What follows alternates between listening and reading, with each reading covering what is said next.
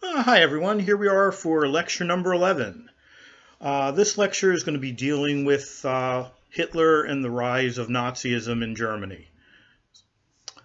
Okay, just like in our other lectures, my expectations are that you are going to choose two terms, write a one paragraph analysis of each term and place this analysis of the term within the overall meaning of the lecture. In addition, I want you to do a one paragraph discussion of a post made by one of your classmates. Okay, here are our list of terms. First term, Adolf Hitler. Second term, Karl Lueger, Lueger. Next term, George von Schoner, Schoner.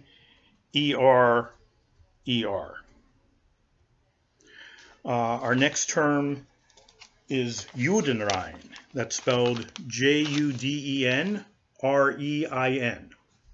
Next term, Twin Evils of Society. Our next term, Mein Kampf. That's spelled Kampf. Our next term is the National Socialist German Workers' Party. Next term, concentration camps.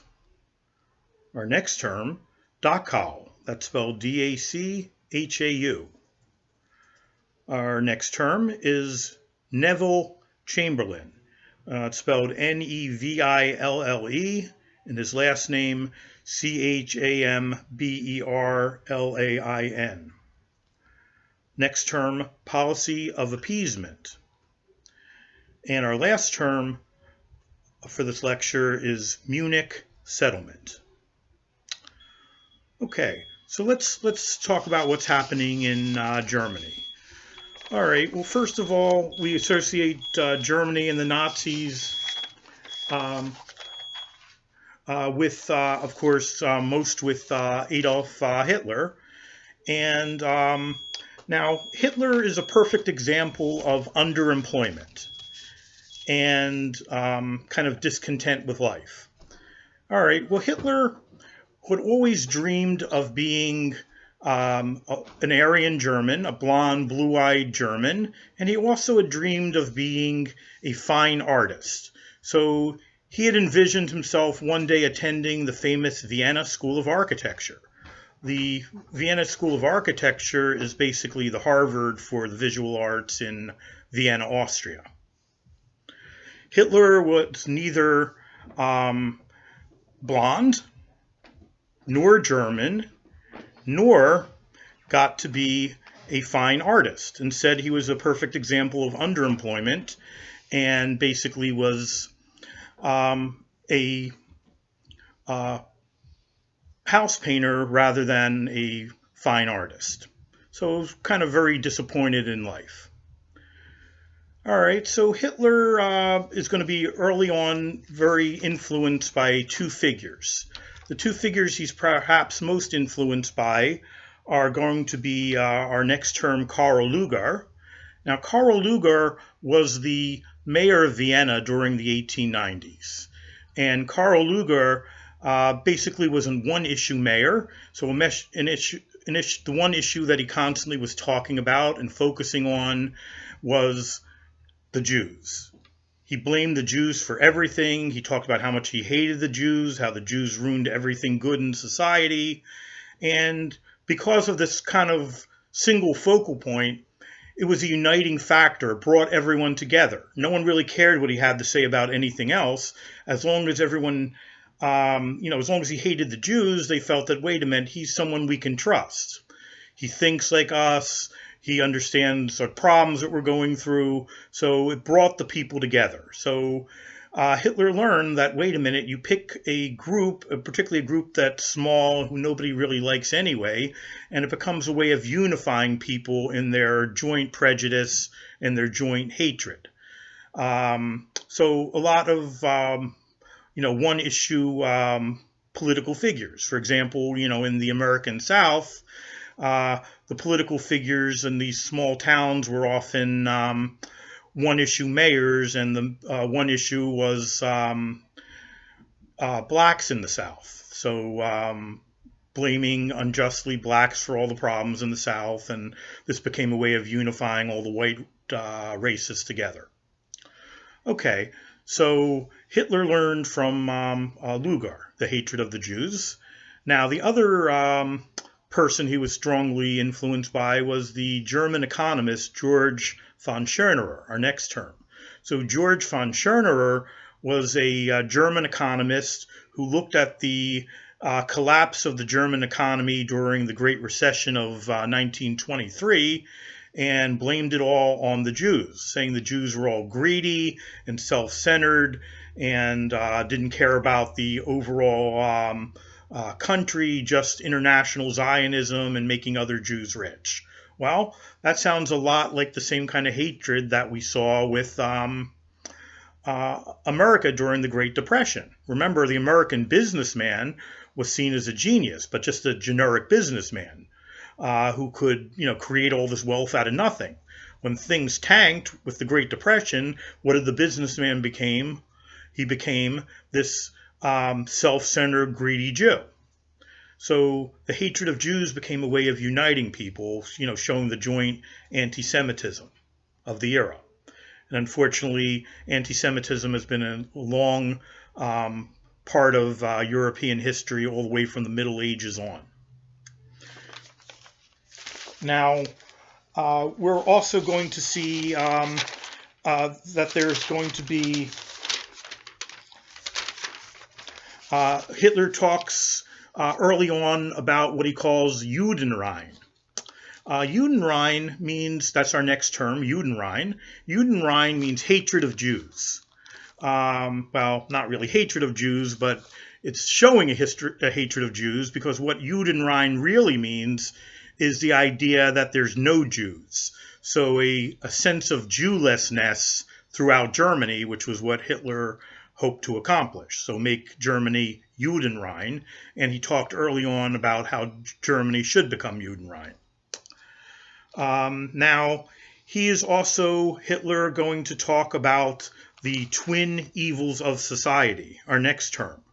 The twin evils of society, so the factors of society that were really the most problematic for Hitler were the Jews and the Marxists. So he found them equally as abhorrent. He hated them equally as much. Now, Hitler is going to join what's called the next term National Socialist German Workers' Party. Well, the National Socialist German Workers' Party is actually the long name for the Nazis. Now, here's an interesting thing. Now, I just said Hitler hates the Jews as much as he does the Marxists, so he hates the Marxists as much as he does the Jews. They're twin evils. So why would he join any kind of socialist organization?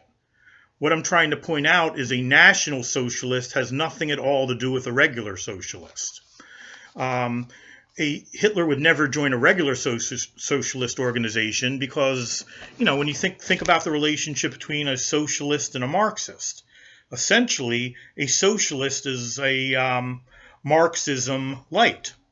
So Hitler would no more join a regular socialist organization than he would a Jewish organization like the B'nai B'rith. Okay, now Hitler is going to start off as kind of a minor part of the National Socialist German Workers' Party. Now, if anyone's seen any video clips of Hitler, and if you haven't, I really suggest you look at some YouTube video clips of Hitler. There's some great ones out there. But what kind of unites them all is you see the passion behind Hitler. He's screaming at the audience. They're screaming back. At times, he's almost barking at them. It almost seems like he's like a German shepherd, yelling at the audience, and they're, responding. So very inspiring. It shows that he basically is getting a lot of followers. He's a perfect example of a charismatic leader. And the figures of the World War II era were very charismatic. Think of all these leaders of the World War II era. All the big names, Churchill in England, Mussolini in Italy, Hitler, of course, in Germany, Roosevelt in the United States. They were all very charismatic leaders, people that inspired an audience. The audience followed them, believed in them, and had a great deal of confidence in them. So that's what we're going to see there with Hitler. So early on, during the early 1920s, he basically was a minor part of the movement. Now, if you've looked at these video clips of Hitler, you're going to see early on, he has a bad temper. He's angry at the same time as he's passionate. Okay, so he goes up on stage one day at a Nazi demonstration, and, he does what any of us would do if we disagree with someone. You smash the guy's jaw. What else would you do? Well, that didn't fly too well. So what happens? He ends up in jail. Now, there in jail, he's going to be in jail for 9 months during late 1923 into 1924, so the same time as the German recession. Basically there in jail, he's going to write his famous book, Mein Kampf, our next term. Okay, Mein Kampf means my struggle. And there in his book, Mein Kampf, he spells out his plans for Germany. He basically says that the Germans deserve to rule the world, that the Germans are the superior people and they will rule the world as they should. And basically he delineates 3 different groups of people. So at the top is going to be the Aryan, the blonde, blue-eyed Aryan Germans, which is the type of Germans that Hitler really wants to be and sees as the perfect human beings. There's going to be kind of the just sort of regular people who are the non-Aryan Germans, as well as the French, the English, the Americans. And then there's the inferior people, the people who have no other purpose than to serve the superior people. And these people, he believes, are at the bottom of society, and they're going to be the ones that he eventually is going to put in the concentration camps and sent to their death. We'll get to who that includes in a minute. All right, initially Hitler is going to start these concentration camps. So Hitler is going to come to power in the year 1933.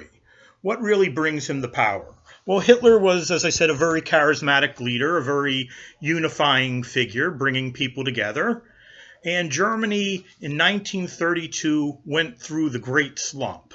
And the Great Slump was even worse in Germany than the Great Depression in America. German unemployment reached a horrific 40%. So imagine what that's like. 4 out of every 10 people that you know are without work. And it's not like you just, stand around and wait for the government to send you money or you get on the welfare rolls. There was no welfare. You're basically going to be completely desperate.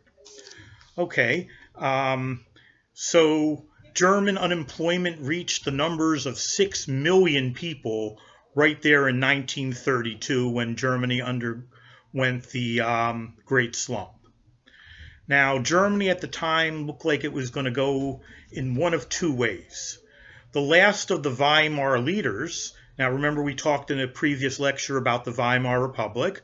The Weimar Republic was known for political oscillation between the far right and the far left, and no one counting on each one and becoming more and more desperate. Well, the last of the Weimar leaders was a man by the name of President Paul Hindenburg, like the blimp. And Hindenburg was, he was a leftist, so he was not in any way in favor of Hitler. But he was worried that basically there would be anarchy in the streets, that people would just start looting everywhere, there'd be violence, everything would be destroyed, all humanity as the way that we know it would become in turmoil. So he saw Hitler as a unifying factor, a way of bringing people together because, he was in many ways a unifying factor. They had confidence in him. He had a very clear message. So Hindenburg is going to turn over Germany to Hitler. Hitler became Chancellor of Germany in the year 1933. As soon as Hitler became Chancellor of Germany, he was very aware that we had entered a new period of time. He calls this new period the Third Reich. Reich, R-E-I-C-H, actually means an empire or a kingdom. So there's actually only 3 Reichs in all of German history. The first one back in the Middle Ages. The next one came about in the 1870s with the unification of Germany. And then this Third Reich started with Hitler in 1933. Now, Hitler triumphantly declared his Reich is going to last for 1,000 years. Well, he was a little bit off, fortunately, by about 988 years. So it only really lasted from 33 to 45. But a whole lot of horrific things, of course, are going to happen. Millions of people are going to be murdered. Everything basically as people knew it was going to change under the reign of Hitler. Hitler is going to declare himself to be the Führer, F-U-H-R-E-R, and the Führer means the leader. So he's declaring this is a new period of German history. He's the Führer of Germany. Now, one of the things he's going to do, of course, one of the most horrific things he's going to do is going to create what are called our next term, concentration camps. Okay, concentration camps started off as prisoner camps for the undesirable people of society, the people whom Hitler declared undesirable in his book Mein Kampf. So these are going to be the people who are going to be packed up in train cars, and these train cars are actually they're made of wood. If you get a chance, you'll get to see one eventually if you get to Washington, D.C. and go to the Holocaust Museum. You know, I'll admit it's a hard thing to go see.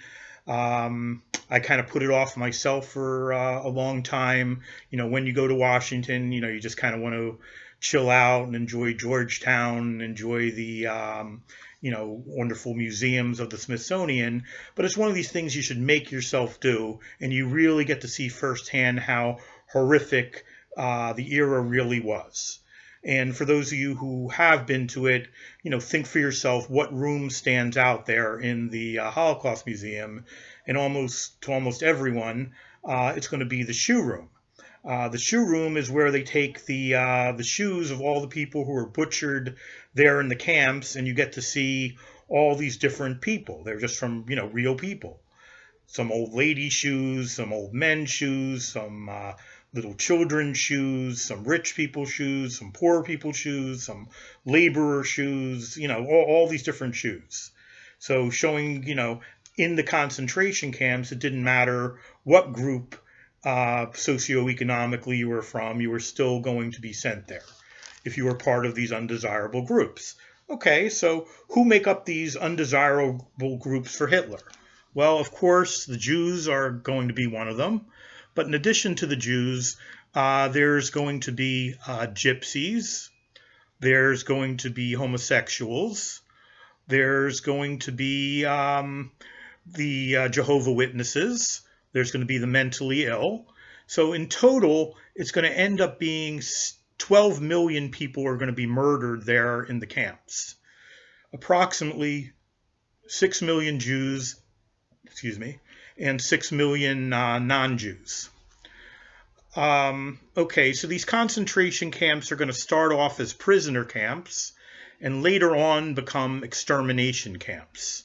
Okay, so the people were rounded up and put in cattle cars and then would go to the concentration camps.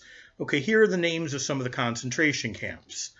The one that has the dubious honor of being the first is our next term, which is Dachau. Dachau spelled D-A-C-H-A-U. Now, Dachau was in the outskirts of Munich, so it was built in a former munitions factory right there on the outskirts of Munich. Some other famous ones are going to be Buchenwald, Buchenwald, and in Poland, one called Auschwitz, Auschwitz. There are other ones as well, but those I would say are probably the three most famous. All right. Now, when the prisoners came to the concentration camps, they would see the message Arbeit macht frei. Okay, Arbeit macht frei means in German, work will set you free. Unfortunately, that was not the case. It would never set you free. So the most common way that people were murdered there in the camps. Okay, you were put into a room. They would have shower heads in the room, like a whole bunch of people. But instead of water coming out of the shower heads, poison gas would come out of the shower heads. Now, sometimes when the gas did not work adequately, they would only get some of the gas, not all of it. People would start twitching and squealing and screaming and climbing over each other, and then even, make maniacal sounds. Sometimes even the guards would get scared, and then they would come in and machine gun all the people. Okay, now the Germans are also going to do a whole bunch of horrible things in the camps.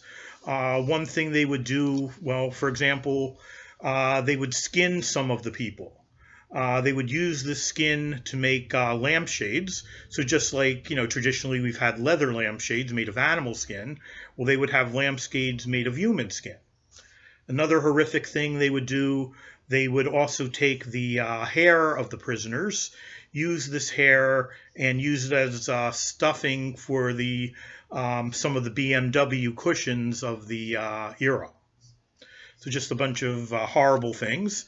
Something else, they would take the fat of the human body and make it into soap. So just like traditionally soap was made up of tallow, animal fat, that's what has given it its sudsiness. Not today. So don't say, I love animals, I'm never going to wash again. No, don't worry. Today it's going to be vegetable oils and other chemicals, but not tallow. All right. So anyway, these are some of the things going on there in the camps. Now, the majority of Jews were what we would think of as very assimilated. Think, what does assimilation mean? Assimilation means you give up part of your own identity as a way of fitting in with the larger overall whole. And I think, a lot of people would do this, and have done this. So let's say someone traditionally came from a foreign country and they had a very difficult name to pronounce. So what would they do? Americans would try to pronounce it once or twice. After that, they would give up on it and not call the person anything. So the person would say, call me John. So even though their real name is something completely different, they would take on this name because this would be a way of, becoming part of the larger whole. So, but of course, in doing that, you become assimilated. Okay, so many of the Jews became assimilated. The Jews were particularly well represented in the sciences, and many did not follow. They were kind of what we would think of as secular Jews. They were Jewish, but religion wasn't a big part of their identity. And it was more, the culture behind it and some of the values, but not necessarily the religious ideology. So Freud was a perfect example of that. But of course, in being assimilated, you're giving up part of your own identity. So, for example, Jews, in order not to be hated, they would, shave off their beards. They wouldn't stand out. Or they would not be kosher because that would stand out. Or they would not go to synagogue on Saturday when everyone else is going to church on Sunday. Just once again, that would bring resentment and make them stand out. But with giving away all these things, can you really even say you're Jewish anymore? Okay, so the Jews basically felt that they were just the same as regular Germans. They were proud Germans. They saw themselves as German, and they didn't see themselves as any different than any other Germans. So they basically said, Germany's going through some hard times, so are we. And this is just something we have to deal with. Well, um, so they really didn't understand what was happening, and they couldn't really admit what was happening. And that's often a hard thing when things are changing all around you, admitting that things aren't the way you want them to be or the way you feel they should be. Okay, so what you begin to see with the Jews is they're kind of ignoring the situation. Well, what really changes for the Jews? Okay, when things really get bad for the Jews is going to be an event called Kristallnacht, and that is spelled Kristallnacht,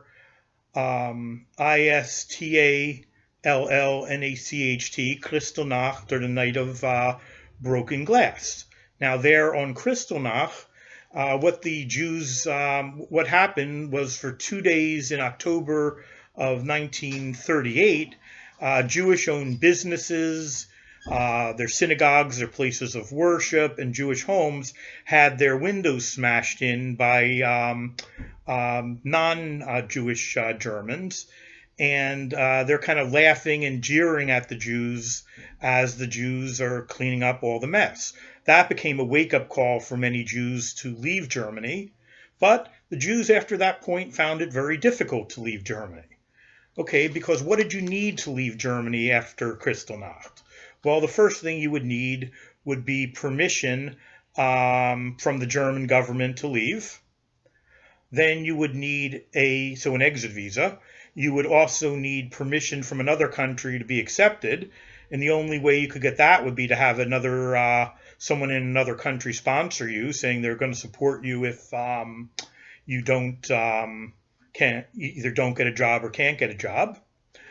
And you would often have to bribe somebody to get, permission to leave Germany. And then, of course, you would also not be allowed to leave with any money. Hitler made the declaration that if the Jews had any money, they stole it from the real German folk, and it has to belong in Germany. Okay, well, of course, people are not going to give up their life savings that quickly. So the Jews actually came up with some rather ingenious ways of smuggling their money out of Germany. One thing was the Jews would put their money. They would sell off any property they had for very low prices. People even today are often complaining, "I can't sell my house." Well, you can sell any house you want if you price it right. If all the houses in your cul-de-sac are $200,000 and you're selling yours for $190, that's not going to make anyone grab it. Then they're going to get picky. They don't like your wallpaper, or they don't like the view. What if you sell it for 110? Then they're suddenly going to say, "Yeah, great deal, I'll take it."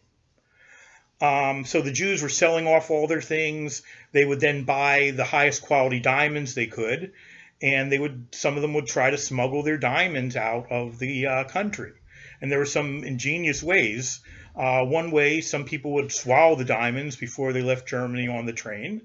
There was even this one way I heard of where somebody would give their little girl a baby rattle, and guess what was making the rattling noises? The diamond. So various ways to smuggle out wealth.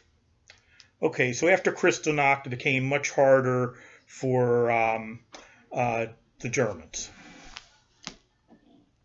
The Jews to leave Germany.